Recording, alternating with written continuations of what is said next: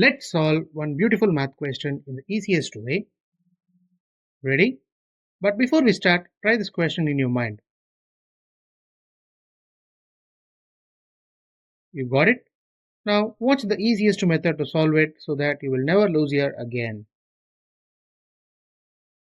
Here we have given 96 divided by 8 into 9 plus 3. 9 plus 3 is inside the bracket, so as per the BODMAS rule, that is brackets, operation, division, multiplication, addition and subtraction. First we are going to solve inside the brackets. 9 plus 3 becomes 12. Now the entire equation changes as 96 divided by 8 into 12.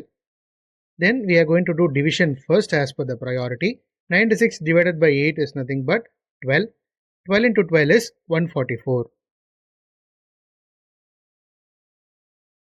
Therefore, the solution of 96 divided by 8 into 9 plus 3 is 144.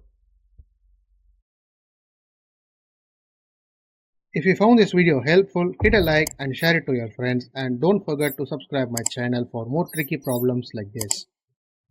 Thank you friends, we will meet in a new interesting video.